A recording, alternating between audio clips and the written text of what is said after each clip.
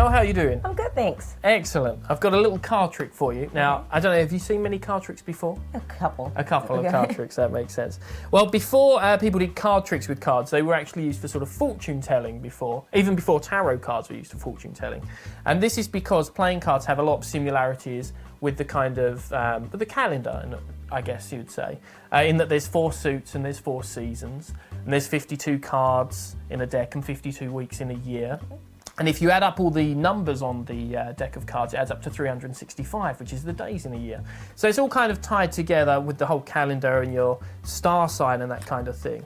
So that's what we're going to try and do, a little trick with that. So we'll start off by I'll leave them here.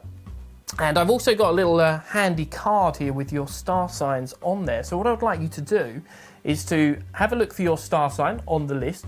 You know your star sign, yeah? Mm-hmm. And I want you to take that number of cards off the top of the deck. So I'm Gemini, so I would take 5 cards, and you can hide them in the card box if you like. Okay. But I'll turn away while you do that, and I'll try not to listen very hard as well, just so I can't hear how many cards you take.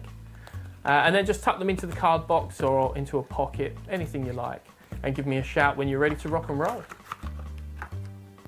Ready to rock and roll. All right, perfect. There we go. So I'm going to give these a little cut. Now, obviously, we don't need an entire pack for this, but what we're going to basically do is now use your number to find your lucky card. Have you ever had a lucky card before? No. No? So this is a new experience. All right, awesome. So we're going to need 12 cards. 1, 2, 3, 4, 5, 6, 7, 8, 9, 10, 11, and 12. And what will happen is we're going to deal them out into a little chart. So this would be number 1, this would be number 2, this would be number 3. We're going to do it like a clock, basically. 4, that would be 5, that would be 6, and 7 here. That would be 8. This would be 9, 10, 11, and 12. So what we're going to do is count round to find out what your lucky card is. Now, obviously, we've not met before, but I would have, and I'm not very good at all this kind of thing normally, but I would have said you struck me as a sort of Virgo. I'd have said you were a Virgo. Is that right? Yes. It is. Okay, so if you're a Virgo, your lucky number is 8. So we would count around as if this was a clock to the 8th card. So 1, 2, 3, 4, 5, 6, 7, 8 would take us here, right? Okay. So your lucky card from now for all time is, in this case, the 7 of clubs.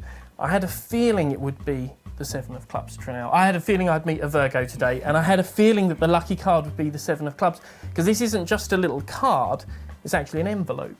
And inside the envelope is a single card from a different deck. Could you take it out for me?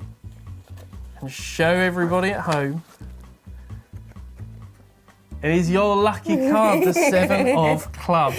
Well, that was fate, but you say, you know, you've heard the saying that some things are written in the stars, and that means that they're fated and they're always going to come true. Mm-hmm. That was true of your lucky card because it was the only result you could have had. It was all written in the stars from before we began. Nice.